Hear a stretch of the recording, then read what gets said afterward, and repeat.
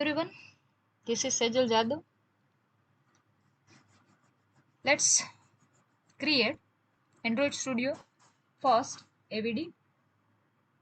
AVD ને આપણે virtual device તરીકે પણ ઓળખી શકીએ છીએ.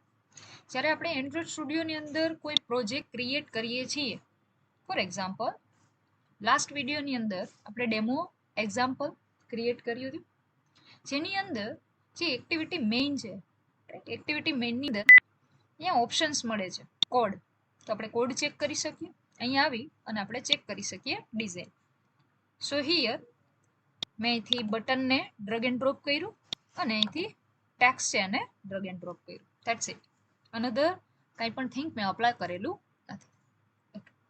નાવ આ એપ્લિકેશન કે આ જે ડિઝાઇન ક્રિએટ કરી છે એને ચેક કરવું છે, રન કરવું છે. તો રન કરવા માટે એવીડી ક્રિએટ કરવી પડશે. સો ફર્સ્ટ ઓફ ઓલ અહીંયા મને ઓપ્શન બતાવે છે ડિવાઇસ મેનેજર. ઓલરેડી મારી પાસે ઘણા બધા વર્ચ્યુઅલ ડિવાઇસ છે. So first of all virtual device create કરવા માટે go to the create new device, create a virtual device. Virtual ડિવાઇસની અંદર તમને સિલેક્ટ હાર્ડવેરની અંદર ફોન સિલેક્ટ કરવાનું કહેશે. ફોર એક્ઝામ્પલ હું સર્ચ કરું છું Nexus 5. I select, click on next.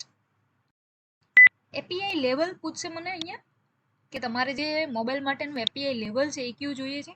For example 33 already મારી પાસે ડાઉનલોડ થયેલું છે, ધેટ્સ વાય હું સિલેક્ટ કરું છું. જો તમે 34 છે એ સિલેક્ટ કરશો તો સૌથી પહેલાં એ 1.6 GB અરાઉન્ડ ડેટાને ડાઉનલોડ કરશે એન્ડ ધેન આફ્ટર તમને ક્રિએટ કરવા દેશે. સો હિયર ઓલરેડી ડાઉનલોડ છે 33. અગર તમારી પાસે નથી, click on download and then click on next. Okay, so here I select the API level 33 tiramisu. Next, then after મને AVD નું નામ પૂછે છે. ઓલરેડી મારી પાસે 33 નામની AVD છે જેનું નામ છે Nexus 5 API 33. ઓકે, તો સેકન્ડ છે, ધેટ્સ વાય સેકન્ડની જગ્યાએ હું અહીંયા એને નામ આપી દઉં છું second demo. Okay, then after ફોનનું પૂછે છે કે Nexus 5 સિલેક્ટ કર્યું છે, API લેવલ 13 ઓર tiramisu સિલેક્ટ કર્યું છે, API લેવલ 33 છે, મોબાઈલ તમારે પોર્ટ્રેટ જોઈએ છે. Then after click on finish. Click on finish કરવાથી તમારું વર્ચ્યુઅલ ડિવાઇસ છે એ સેટઅપ થઈ જશે. Now we are ready to run Nexus 5 API 33 demo. Select your AVD and just hit the start.